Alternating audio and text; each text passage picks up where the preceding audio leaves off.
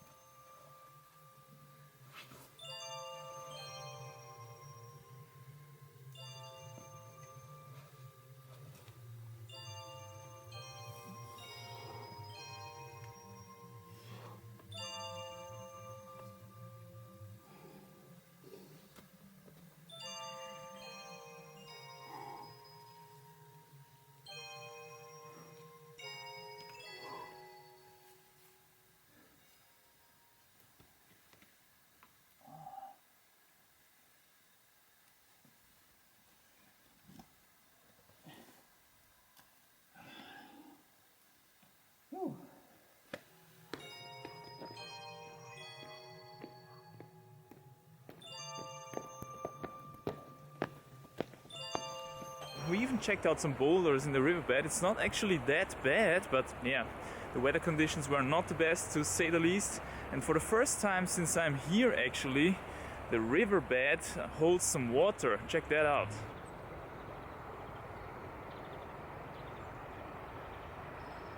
That means that there must have been a lot of precipitation recently, because this river used to be dry all time and all day long. So I hope the rock is not too wet.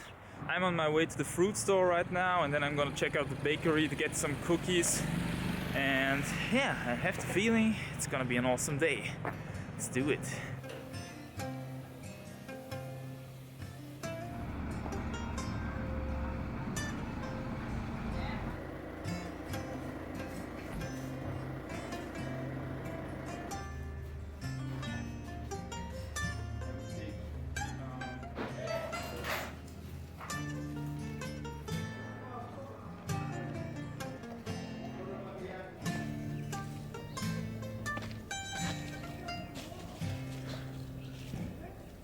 Alright, so let me show you what we've got here. Got some bananas, oranges, and of course these little bad boys here. Can you see that? This is pure awesomeness.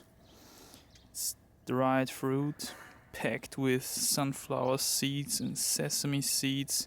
This is so powerful after a hard climbing day. I think it's time to have a nice breakfast now in the sun. Enjoy the warmth a little bit, and then I'm gonna get ready for today's climbing day. Still not 100% sure which crag we're going to attack, but anyway, I hope the rock is dry. Let's see what we can do.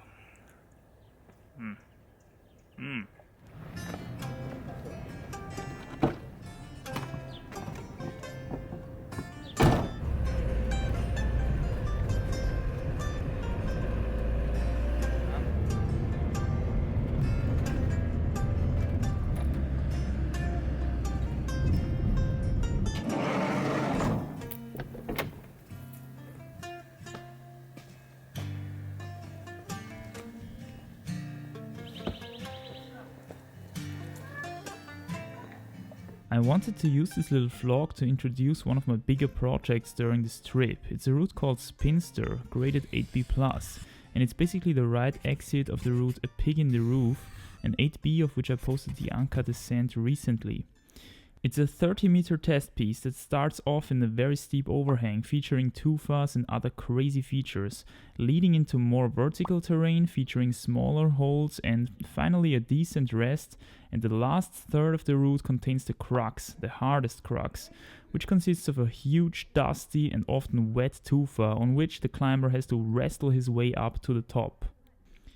Although the route has a large endurance component, it's also quite bouldery at the same time, which is due to its 3 cruxes. The first one right after the start that also contributes to the 8B variant, the second one after the ledge on really small holes, and the third one on the big dusty tufa after the decent rest. All in all, I think it's definitely the king line of this particular crag, also because you're so exposed, there's so much air below you and it goes to the very top of the cave. Climbing an 8B Plus during a trip would be a pretty awesome achievement for me since I couldn't do it so far. If you're climbing for a longer time already, then you might have realized that holiday grades are something special. It's a lot easier to climb something which is close to your limit at your home crag, since the process of projecting is a lot more convenient for a number of reasons. First, you usually have an unlimited amount of time, which is definitely not the case on a trip, where things tend to come to an end at some point, and you usually don't want to spend all your time in one single route. So there's a time factor, which is less of an issue at home. Secondly, you're already used to the climbing style at your home crag. On a trip, there's always this period of adaptation which has to occur before you can really sand hard. At least for me, that's often the case. And thirdly, there's a lot less distraction at home, since all the easier routes which you can do quite quickly are already done. On a trip, there's always the option to check out a new crag or try some onsites or flashes, maybe someone just put the draws on and stuff like that. It's just harder to focus on one specific route with all these temptations. Oh guys, just made a really awesome go in this 8B Plus. Super exhausting, whole body workout, very physical in the overhang. And I think it's possible. I think I'll give it one more go, just for the training. Don't think I can sand it today, but let's see. And maybe we can do it next time.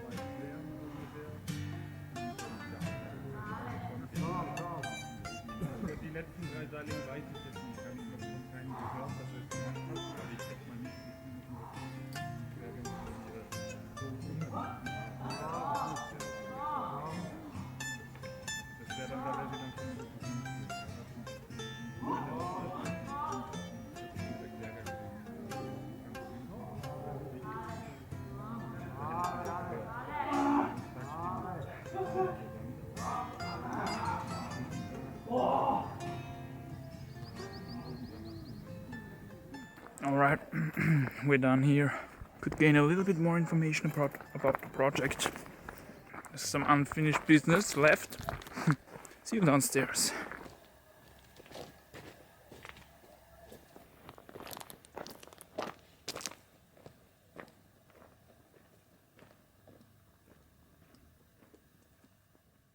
Finally, I want to give you a little glimpse of what the diligent climber does once the day comes to an end.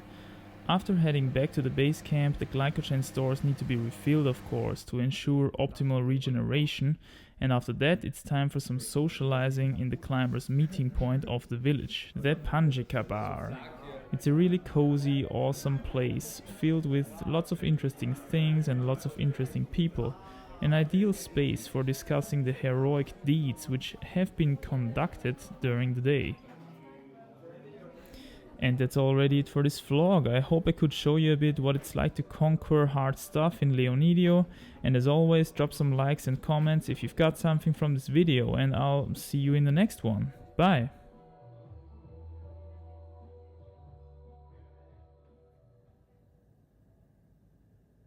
Cultivate your hunger before you idealize. Motivate your anger to make them all realize. Climbing the mountain, never coming down. Breaking through the contents, never falling down. Mhm.